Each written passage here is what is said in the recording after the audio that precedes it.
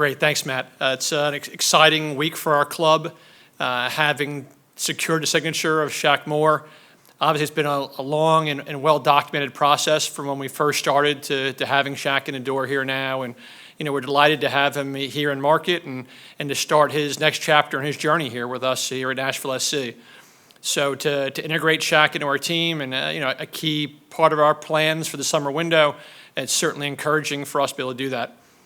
On a related front, absolutely delighted to be able to extend my contract to be here in Nashville that much longer. It's always been an aim of mine to be able to not only to help build this club, but to be in a situation to help it continue to kind of reach new heights and to see what the club has done in each of our first two seasons. And we're moving into now in a new building and exciting opportunities in front of us. Even as expectations continue to kind of rise around the club, it's really important that I think our staff has really done a great job in not only identifying players that can help us be successful, but to also stay focused and cut the noise out around us and really focus on what we're trying to do, which is to put our club in position each year to be in the tournament, which is the MLS playoffs. And, if we can get a chance to be in a tournament each year, we give Gary and our players best opportunity to take the next step and do what we all aspire to. Thank you, Mike. We will start with Tom Bogert, and before we get started with Tommy, I will lower your hand once you ask a question. If you do have a follow-up, just feel free to raise that hand back up. Go ahead, Tom. Thanks, Marvin. Thanks, Mike, for taking the time. Congrats on the extension. Something funny? No. I was just going to say, what were the talks like, I guess, with Ian and with ownership about your contract? I'm not sure if it was coming close to an end after this season or not, but kind of talk us through what that discussion and back and forth was like. Sure, and thanks, Tom. I appreciate it. It was a pretty easy one from the standpoint that it's not contentious at all because, I was really transparent about the idea of wanting to be here in Nashville. And, I think John, our ownership group, Ian and club leadership want to continue that as well. So, the idea of getting to the opportunity to extend that, to create some continuity for our group, knowing that this journey continues to kind of go on. It was exciting all around and, really was a pretty quick process from that standpoint.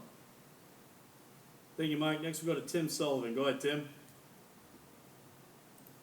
Hey, you shouldn't tell him that you want to be in Nashville. You're giving up negotiating leverage, Mike. But you mentioned how excited you are to have Shaq joining the team. Are you expecting that he's the only big piece that you add in this window? Is that kind of how you see this window playing out, or are you still involved in the transfer market for the rest of 2 weeks here? Big piece would be relative, I guess, to how you look at it. But, from our standpoint, I think sometimes what gets lost is, it's not like fantasy football or FIFA, where transactions happen like, within the minute. The reality is a lot of these deals take not only days, but weeks, months, and in some cases years. So, we have some other things they're working on. We're continuing to be patient from the standpoint that it's not about just adding players, adding the right players. And we feel confident that, where there certainly is potential to maybe add other pieces this window, we're also not going to flinch and press from the standpoint that we've got a group that's done an awful lot, especially with the rash of road games we started the season with and the points we collected. And I kind of feel like it's not a group that needs to have wholesale changes. I think what happens sometimes, and I can totally appreciate it also because everyone wants to obviously be actively involved. When a transfer window is open, it's not necessarily just grab as many players as you can. Sometimes that can have an adverse effect also. And for us, we didn't go into this window thinking we needed to make wholesale changes or add 5 players. We kind of felt like if the right pieces fell the way they did, we'd acquire them, and we'll continue to kind of follow that same approach. Next we'll go to Drake Hills. Go ahead, Drake. Yeah, I'll be the next to say congrats on the extension, Mike. Two-part question for me, just to follow up a little bit on Tim's and spin it a different way. In terms of the standard that you guys have set in terms of a playoff team, you talked about not feeling like you guys belong there, but you've worked to there and you've essentially become a playoff team in those first couple of years. Does adding to that roster potentially affect how you guys think about your playoff run this year, getting into the postseason and competing to the level that you guys are expecting? And then the second part is, given that you guys have talked about openly upgrading at the right back position, dating back to earlier this year. When did the negotiations and the efforts to get Shaq, when did those heat up in terms of getting him to Nashville? Well, thanks, Drake, and I appreciate that. I guess what I would say is, the first part of that question, I addressed the players this morning, and, I talked about expectations and about, the approach you should have. And, I spoke to a friend the other day who coaches a different team, a different sport, and he was saying how he expects to win every game he coaches. And, he asked me if I'm the same. And, I said, I don't expect to win any game that we play. And I say that because I think that's disrespectful to the sport. I think it's disrespectful to your players. I think that's a level of entitlement and complacency. I appreciate how hard you have to work to win each day. This league is really, really challenging. So I think where I believe we can beat anyone we played against. We've not gotten to a game where I didn't think we could win. I definitely don't expect to win games or assume we'll win games. Because of that, I think we've identified players and a coaching staff that works with a swagger and a chip on their shoulder with something to prove. And I love the fact that our guys can potentially overachieve at times because of that. And, I think by adding players the likes of Shaq, does that mean our expectations rise? To me, a lot of that comes down to, really how our players and staff deal with the noise and distractions around them. I think where maybe expectations will raise from fans, from media, totally get and appreciate that. From our standpoint, I think we're being neglectful if we're focusing too much on where we think we should be rather than focusing on our next match, which is Cincinnati. In regards to the second question, I want to also stress, this process for us started kind of toward last season. Alistair Johnston, who I'm a big fan of and I like an awful lot, where he didn't necessarily play right back and a back four for us an awful lot last year. He actually played less than half our matches last year at right back and a back four. It was a spot really we'd always kind of looked to address, knowing how Gary's teams like to try to play. Early on in our first group, we brought in Brian Beckless, from Honduras. We were able to get him fairly inexpensive, and with an option. So it ended up being, pretty user-friendly for us, kind of no lose to bring in someone like Brian. We drafted Alistair from the standpoint of giving us an opportunity to have someone that we thought maybe could develop into a right-sided player, whether it was in a back five, which Gary uses a lot as a right wing back, whether it was a right back and a back four, which really didn't do as much, and maybe that was Gary's comfort also with the players he had. The reality is, I think toward the end of the stretch for Alistair, he played primarily as like a right center back, which is where he's been used in Canada. I think we'd always been trying to upgrade and improve that right back spot, and really to have someone who could play in a back four and a back five in that role. I think as we went through last season and the challenges with trying to put Alistair in a new deal, I think with what he wanted and with where we saw him, part of us also kind of thought if this is what it would take to sign player X at that amount, what else is out there at that amount? And very early on for us, the idea was if we're going to invest like that in a right back, maybe we need to raise our bar as far as what we're looking to try to do in that role. And I would tell you very early on and very quickly that target became Shaq. There's never been a player that we've signed for our club that Gary Smith hasn't signed off on in any position in any year. For us, I would say we probably looked at somewhere between 30 and 40 right backs over the last 2 years. Very quickly, as we started looking at someone like Shaq, I would tell you that happened early on. And I would say very early on, most right backs Gary looked at, he compared to Shaq. So in different countries, different leagues, I'd ask him for feedback. He'd say, well, this guy's good, but he doesn't attack like Shaq. I like this guy, but he's not as good a 1v1 defender as Shaq. And I think what happened was at that point, especially when we got an offer for Alistair where we weren't necessarily shopping him, it was kind of like an offer we couldn't refuse when you see what we were offered for him. To me, I haven't run across a person who didn't tell me they didn't think it was a good deal for us to do that. And for us, the idea of doing that was always, with the end justifying the mean, for us to use that to reinvest back in our group. We spend a lot of time critically looking at how much percentage of cap we want to spend in certain positions in the field. I think when you look at the complete group we have right now, no, we don't have to add a lot of different players to make our team an MLS Cup contender. I mean, the reality is in our first 2 seasons have been the last 8 teams each year. So I think, we've already gotten there with the group we have to be competitive. Knowing how much wide play is an influence in the things that our team wants to do, having a right back who can join up in the attack, who can bomb forward, who whip crosses in, who can impact the game on both sides of the ball. One thing we talk about all the time is trying to find players who we think who influence winning. And for us, not just to try to upgrade it right back, to try to fill maybe a need maybe we really didn't have when we first started our team in 2020, but to also be able to find one that we think influences winning. To us, it was a no-brainer to not only pursue Shaq, but to do whatever we thought we had to do to acquire him. Thank you, Mike. Next we'll go to Wes Bowling and then Ben Wright. Go ahead, Wes. Mike, congratulations, number 4, I think it is. What's the biggest thing you've learned in the 3 years of this MLS build that you'll take forward with you now as you move from an expansion building stage, development stage, to a sustaining phase for this team? Wes, thanks a lot. I appreciate it. So, Tommy, I wasn't laughing at you before. I think I was part of this for me too. Part of me also, I think just talking about this journey or this path, I was telling someone the other day for our staff, I think it's really important that, that everyone takes their jobs really seriously, but they don't take themselves so seriously.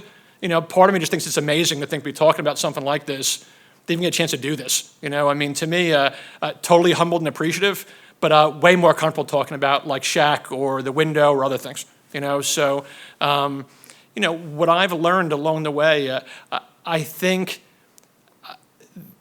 people who are on the outside of our group, and it's a very small group, whether it's being inside our locker room, inside our team, and I can't give enough kudos to our team to Assistant General Manager Ali Mackay, Director of Player Personnel Chance Myers, Senior Director of Strategy and Analytics Oliver Miller Farrell, our manager Gary Smith, our CEO Ian Ayer. I think we work very collaboratively in trying to identify the right players that we think fit our team and our league. I think, Wes, to answer your question, I think what I've learned is I think people who are not on the inside sometimes don't understand how hard it is to execute things, like I mentioned earlier, maybe like that you can do in seconds or minutes in a video game. It's just not really like that. You'll appreciate at least one of the members of the media who are on here. I talk about a lot with a different sport, and the idea of following as a fan and saying, well, why isn't the GM doing this, or why isn't the coach doing this? And then 2 months later, it's like you had that aha moment, like, oh, that does make sense. Now I see what they were doing. I think the challenge sometimes that we have is less in creating a plan, but more in making sure that the outside noise doesn't compromise it, and make sure that we kind of stay focused on what our plan is. I don't think my responsibility is to try to show our game plan or our blueprint to the world. I think it's to make sure it's executed. And I think if we can do that, it's less about taking credit and patting ourselves in the back, and more about just really kind of staying focused on what our job is. And in a league like ours that can be challenging at times with a salary cap, one of the few leagues in the world that has that, a league that plays in summer months where players come from abroad and just aren't used to playing in this kind of climate, these kind of demands. With as hard as it is to win the road, as it's well documented, how few teams get points in the road in our league. I think knowing all those things and throwing it in a blender and kind of putting it all together, it's just important to make sure that we just kind of stay focused on what our job is, and I guess just not get distracted with a lot of the other peripheral things. Thank you, Mike. Next we'll go to Ben Wright, then Gentry Estes. Go ahead, Ben. Yeah, Mike, I guess I'll be the 5th to say congrats. So congrats on the new deal. We've talked a good bit in the past just kind of about the variety of spending across MLS, even though it's a salary cap league, how it varies significantly from team to team. What's your kind of expectation for Nashville, how they play into that in the next couple of years, and does having your own venue in your own stadium impact that ability to spend at all? Ben, thanks a lot. I appreciate that. From a spending standpoint, it's funny because, I'm definitely a self-proclaimed Moneyball theorist, and I feel like sometimes I have to, yeah, Tim, really, yeah. I have to apologize sometimes for that because, I think people sometimes take it for something that's not, the idea of spending efficiently, I just can't believe in any industry people wouldn't want to do that. I think the idea of going on an interview and saying the only way you can do this is a blank check budget, I just can't believe someone get hired like that. So, for me, the idea about trying to take a really measured approach into who we're trying to sign, I think even if transfer budgets increase, I think we're still going to be thoughtful about that. And, I think thoughtful as a synonym is not just like a pleasantry. It's being full of thought. It's acting rationally and measured. And look, no one gets 100% of their deals right in any sport, in any league in the world. That's fact. So I think the reason why we've probably been so intentional with domestic recruitment is, the margin of error is different. I once said, between coaching and recruiting in university, working in MLS, at one point I counted, I think it was close to 90% of the domestic players in our league I either had watched as youth players and recruited in college, watched in college and scouted in MLS, or coached myself. So I think that there's just less margin of error when you're looking at players like that. And the reality is international recruitment for any club in the world and any club in our league is going to be challenging. So I think for us, the potential of expectations, whether that goes up or not with our spending, we just have to make sure that, knowing that the margin of error increases with players you see less, the players that, maybe cost more, the reality is we're just never going to be the highest spending team in the league. So we have to make sure that we're always really mindful of trying to maximize the money we have. And, for every one we get wrong, we'll also look at, Randall Leal for less than $1 million. People asking, how did you do that? Or like an MVP candidate for less than $3 million. We're really proud of those. I would tell you, I also look at the ones maybe we get wrong and try to think how to do it differently. Because then you can always get better. And, I have to tell you, we're going to continue to get them wrong too, like every team does. And to me, again, not taking myself so seriously, I know we're going to make mistakes. It's a reason why we signed so many players with options after our first year, because we were expecting to make mistakes and we can kind of pivot. And I think we'll always try to be a group that's kind of malleable, that can kind of bend and change. And the hope is, whether it's window to window or not, that we can pivot. The question you asked about the stadium is great because, I was saying this to Shaq today. One thing that's really important for us, in our recruitment strategy, and whether this is sharing a peek behind the curtain, what's really important to us is, I think, for recruiting is retention. If the players you have are happy, not only will they want to stay, other good players are going to come. You only have to, when the content comes out, to see Shaq's impressions of when he first went out in Geodis Park the first time, where he is a man and he's played abroad. It was the expression look of a kid who was in a candy store. I have to tell you, I was really proud and emotional watching that, because it makes you realize, all of us growing up, wanting to be a professional athlete and wanting to do all these different things, to see a kid achieve his dream was really, really special. And I just think by having the opportunity to offer something like that, I said this to him, I said to his agent, to his father, when you see that, when you see guys like he and Walker, hopefully will play big roles in our national team in this next World Cup, my guess is, whether it's internationals for our country, players around the league, players abroad, you're going to look at that and say, I want to be like those guys. So it's a massive recruiting tool for us, for sure. Thank you, Mike. We'll go to Gentry Estes, then Chris Harris, then we'll swing back around for follow-ups. Go ahead, Gentry. Yeah, hey, Mike. I know this is kind of an annual thing now that you make a pretty big mid-season addition, and I'm curious, how much of that has been the fact that you've had a contending team this entire time, that you kind of are gearing up for the rest of the year, but also I'm curious how it might have changed this year, that you're in your new stadium, as opposed to building toward that. You guys are actually there now, and also you've had the experience of playing in the U.S. Open Cup that maybe exposed a few depth concerns on the roster that you didn't in the first couple of years. Gentry, thanks. It's a great question, and I said there's a couple parts to that. I'm trying to see how to hit those one at a time. As far as recruitment in the windows, it's interesting because every club is different. I've been around people who do not want to bring players in during the summer window because it's the middle of the season.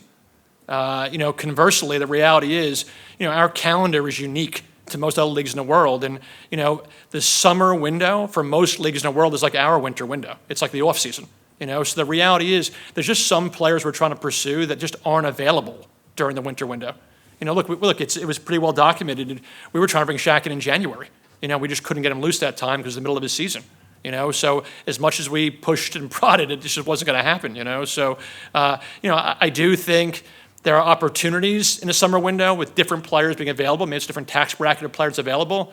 But also, there's an adaptation period to any new player when they come in. And I think, there are some challenges bringing players in the middle of the year, depending on where they're coming from. In our league, I think you've seen challenges, the reality of the economics.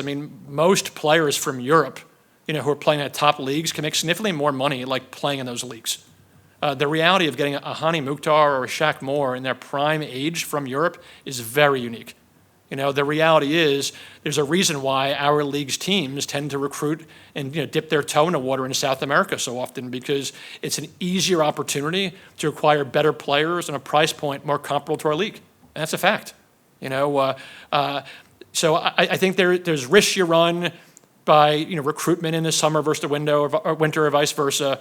I think for us, we've been active in each of the years, which I appreciate. I think I think in our recruitment team, we always want to be in a situation where we want to try to help, like I mentioned, give our team an extra push to try to get in the playoffs, to get in the tournament.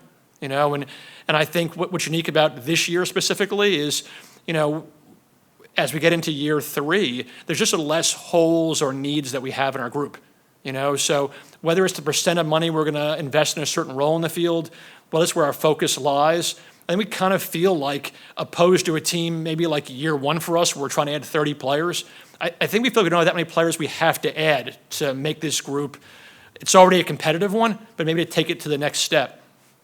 The other part of the question, Jennifer, you mentioned about Open Cup, and I think a challenge that we have, and it's not just in our league, and it's not any of you guys' media in our league, it's our sport. I think the idea of a manager walking off the field and putting a microphone in front of his face, like literally like seconds after walking off the field after a match, when emotionally, they're just not maybe as, I don't want to say rational, as measured maybe as maybe they'd want. What I would say about Open Cup, we played our biggest rival in Atlanta United on a Wednesday night, 120 minutes with a full complement of players. And then we're asked to play, and 3 days later on the road in Houston. And I don't know if any of you guys have played in Houston. I'm assuming none of you have, but have been in Houston. Not only is it hard to go there in general, I mean, like in the summer months, that heat, it's oppressive. So in any situation, I should do that is hard. To have to do it 3 days later after playing 120 minutes is challenging. And I think it's a little unrealistic to think that a group can do that against their biggest rival, some of that kind of energy, and then be asked to turn around 3 days later in those conditions and put like a repeat performance up. I mean, honestly, I think it's kind of unrealistic, and I think it's kind of unfair to no one's fault to think that someone rational or measured would give you a response like that. I think the reality is that where I think our league our team in most cases is as deep a team as you'll find in a league. I regularly have contemporaries who ask me about trading one of our 4 starting midfielders that we have, one of our 3 starting center backs we have, one of our 2 starting goalkeepers we have. But the reality is, in a salary cap league, I mean, it's just never going to be deep enough. Seattle won CCL and they're not deep enough. We're a competitive team, we're not deep enough.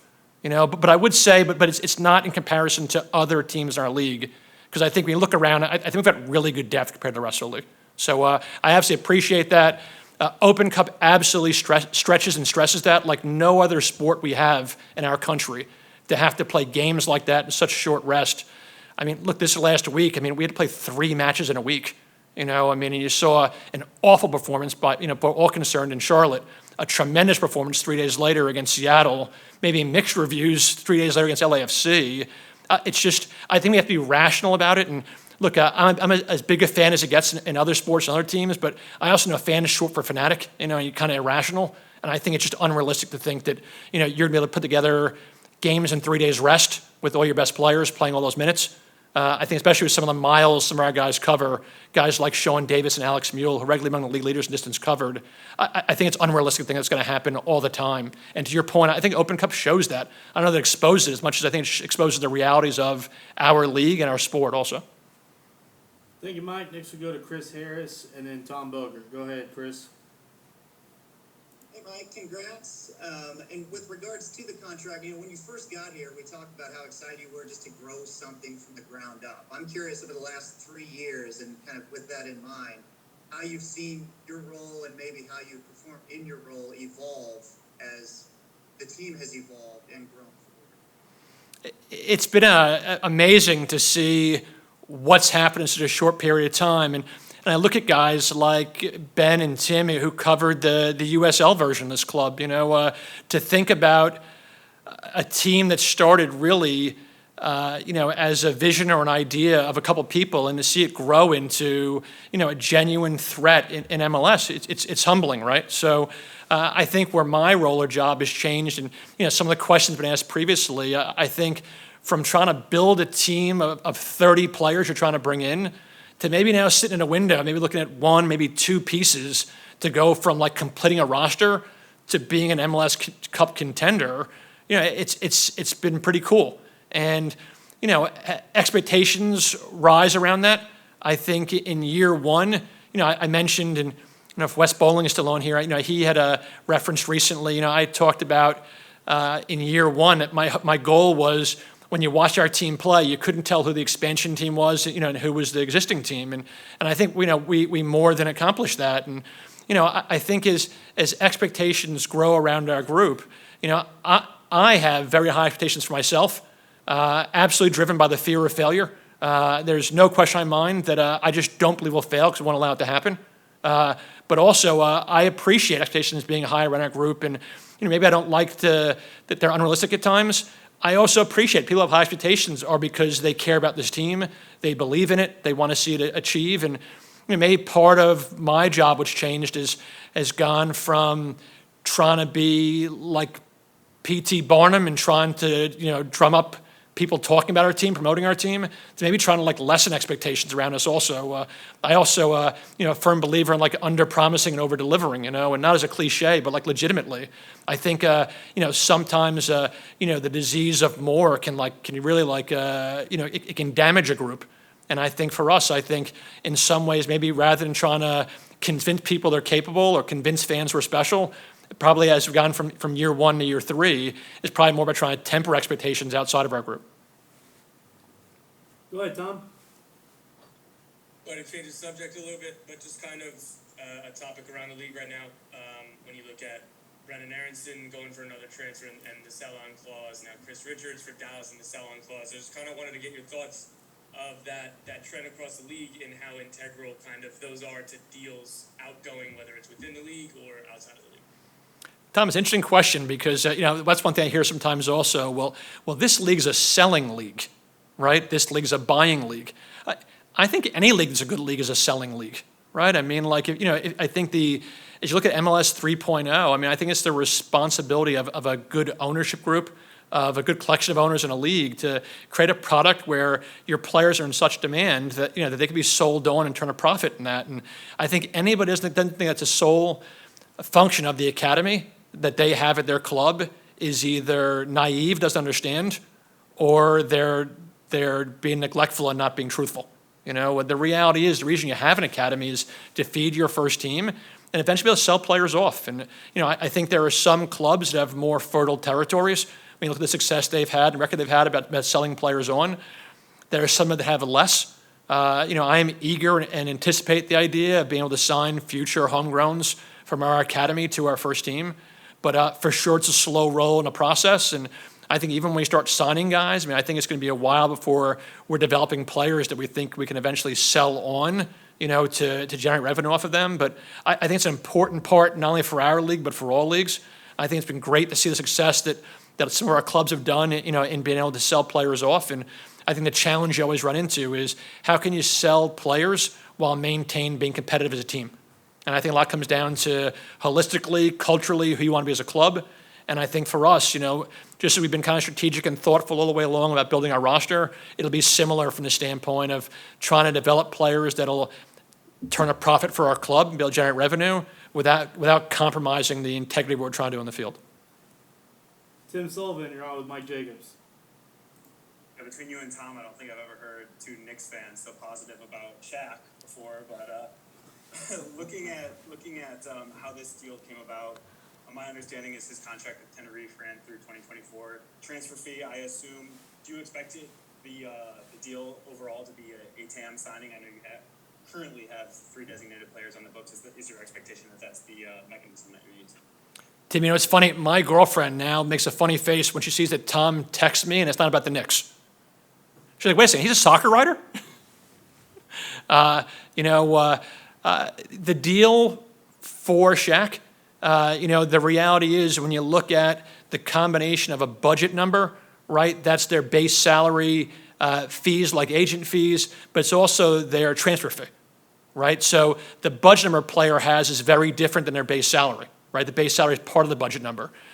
For us, I think a big factor into where he fits in, Tim, like as a TAM player, comes back to what I was saying earlier about the percentage of money of cap that we're going to put into a certain player. The equivalent of the book Moneyball for the NFL is caponomics. And, what's interesting is they talk about the percentage of certain positions on the cap. And, you look at the idea of the Seattle Seahawks and what they did when the Super Bowl, Russell Wilson maybe getting 2% of their cap, to then seeing what happened to their team when you had a large percentage go up for that position. And I think there's a reason why, it'll be a different sport, why do so many teams draft quarterbacks in the first round? Because they're hoping to hit it on a player with a low percentage. Tom and I, as we rant about the New York Knickerbockers, talk about the idea about NBA teams acquiring players on rookie contracts and what it does to a roster. So I mention all that because, in our plan to invest such a significant percentage, maybe in a player not in our spine, maybe it was a little bit of a pivot for us. And I would tell you it was less because we said we need to invest more percentage of our cap in a right back. It was less of that. It was more the fact that we just really believed in Shaq Moore. We think he has potential to be an impactful player in our league. And for us to add a player like that, not only to a back line that, you have, 3 players, if you include Walker and Dan Lovitz, who've gotten a significant amount of international experience for the U.S. national team, but also when you see what he does on the other side of the ball, and you think about watching our team play and how important that is to having good wide play, combination play on the flanks, combining with attacking players. I think the potential that Shaq has, what he has to do for us, we put a lot of careful consideration into where we're going to put him in regards to our cap. And it's a good question because, where he is currently a TAM player, and obviously, a lot of that is based also on, total budget number on his transfer fee. For us, we think it's well worth it. Thank you, Mike. We'll go to Drake Hills and then wrap up today's session with Ben Wright. Go ahead, Drake. Mike, you mentioned earlier Walker's obviously involvement with the national team. I'm curious, with now the potential Shaq and Walker playing next to each other, Greg probably going to be at a few matches later this fall. I'm just wanted to ask about what Shaq's intentions were when you began to speak with him about what he was looking for in his immediate future and his own personal and professional expectations. And then the second part of that is, you mentioned Chance and Ali and Oliver. I'm curious and hopeful if you could shine some light on them through the lens of getting this deal done with Shaq and what they were doing on the inside. Sure. The U.S. national team obviously is a different group, and where we try to help Greg and his staff as much as possible. I don't get too much into the devil in the details about, where guys factor in the U.S. national team. What I can tell you is I know for a fact from talking to Greg that a major factor of Shaq not only breaking in as a regular, but being a key contributor to the group is featuring regularly. And when you look at the guys he's competing with in that role, being in teams where they play week in and week out is important. So, and I think that's not just Greg. I think that's any national team manager. I think to play guys who aren't featuring regularly, they're not going to be fit. They're not going to be in good match form. So for Shaq, being somewhere where he was going to be valued enough, where he get a chance to feature regularly was really important to him. Talking to him today, the idea for the first time in his career to be so close to his family that are in the Atlanta area, whether it's both family and friends, the idea to get a chance to do that, in front of and near his, his closest people, his circle, I think was really important to him. And, in regards to Walker, very early on, I mentioned before from a recruitment piece, to know that he could play next to a key player in the U.S. national team in Walker, that absolutely is something that influenced the idea, not only Shaq coming back to the United States and to MLS, but to Nashville. The opportunity to create partnerships with somebody who's become a linchpin in the U.S. team, I think it's a great opportunity for Shaq. We're excited about trying to help him pursue his goals. And I kind of feel like, the opportunity he has playing here in Nashville next to Walker for a manager like Gary and a team like this, I think it's a great opportunity for him. Was there a second part of that, Drake? Did I miss it or no? The other guys, yeah. Look, I mentioned before, it's like a closed cabinet, and Ian's talked before about, almost like this fabled like transfer committee that they was kind of made up in the media in some regards when he was at Liverpool, and what I just think about what maybe we do a little differently in our group is, we're ultimately maybe I'm tasked with making a decision, on pulling a trigger on a deal. It's a very collaborative effort with a lot of people with different lenses. And, having someone like Ali, who's been an agent previously, to help me with contract terms is like really important. He sees the world a little differently.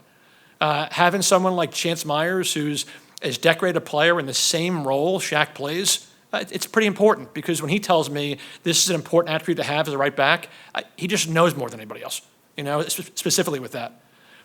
For Oliver, I'm looking at trying to determine what a player's market value is and comparing it not just like what somebody wants to pay or spend, but to know what the average salaries for a player in that role or an average transfer fee for a player in that role going in or coming out of MLS, going in or going out of Segunda, going in or going out of Tenerife. It's the idea of having data like that. It's a currency. And it's not just two different people's opinions shouting back and forth. It's not who do you like better, Messi or Ronaldo. It's because of these things. This is what it means. And I think having those three guys help with that process, along with Gary and Ian and then John Ingram as well. I think when you have that many people involved as stakeholders, I think that it increases your odds of making good decisions. And I think it's a big reason why we've made so many good decisions on transfers and trades in the past, and why I think we'll continue to with Shaq. Thank you, Mike. We will wrap up today's session with Ben Wright. Go ahead, Ben. Yeah, Mike, you touched a little bit kind of briefly earlier on about just academy and kind of how you expect those to factor in. How long are you anticipating it's going to be before we start seeing players come through the pipeline, and how are you expecting the MLS Next Pro team that you guys just announced to factor into that development pipeline? That's a great question because we're obviously trying to accelerate things and try to catch up with the rest of the league. We're starting late from the standpoint that you have teams that have had academies for almost. I'm trying to think. The initiative was 2007, right, when it first started, I think. So or 2009. So we're trying to play catch up, and what's helped is the addition of Rumba Monthali as our player development coordinator. Rumba worked with Sporting Kansas City in their youth academy. It was integral in helping players like Gianluca Busio not only transition to the first team, but into a U.S. national team player as well. And what Rumba's helping us do is really trying to focus on our top academy players and try to develop them into prospects. And to me, what a prospect is not necessarily any kid who wears a Nashville jersey in an academy game. It's someone we think could become a first-team player. I was involved in that role responsibility when I was in Kansas City, and to have people like Rumba working with Kevin Flanagan and try to identify those players, hopefully will accelerate that. The reality is what's going to be really important for the future of our academy is going to be recruitment. There's a limit that we have traditionally about players who've come out of the state of Tennessee, which is our territory. I think the idea of trying to hit the open territories, identify players that can add to our group is really important. And I think not just over the course of the last year, but specifically the last 6 months, Chance and Kevin from a scouting standpoint, along with Rumba and his addition, I think we've accelerated that process. So I don't make cryptic, Ben, with my answer because I just think it's just hard right now to tell. I feel a lot better today than I did a year ago. And I kind of feel like over the next year, I think we'll have some serious discussions about guys who could seriously be considered as homegrowns. You've seen through MLS Next, we've had a couple of players been invited to participate in All-Star Game programming, among the best players in MLS Next. So when you see that in age groups, and not just the 17s, but in our 15s age group, and you see players selected like that, it gives you insight because, the younger players have more time to develop. You have more time to grow them versus a 17 might play 1 year and then go into college. So I feel like it's increased with the staff we have, and I think our focus on recruitment. The question you asked, the second part about the MLS Next Pro and Huntsville is an important piece that we just been lacking. The same way I'd use Rumba's role as a bridge between our academy staff and our first team staff. Having a B team to serve as a bridge to give meaningful games to our guys who aren't featuring regularly in our first team. A lot of times those are younger guys. You look at our group right now, our homegrowns on our first team roster are guys like Ethan Zubak and Hanwala Bawana that each time they come on, they show you something, but they need more meaningful games to do that. And the reality is, in a 34-game season, there's just not always a lot of time to rotate players into roles like that. So I think giving our young first-team players meaningful minutes, in MLS Next Pro is important. But to your point about the homegrowns, that's really going to help us big time from the standpoint of now giving these kids a chance to play outside their comfort zone, to play against men, against MLS players, and really put them on a microscope. For sure, I can tell you, for those who are following that team in Huntsville, the academy kids who are featuring regularly in our MLS Next Pro team, those are our prospects.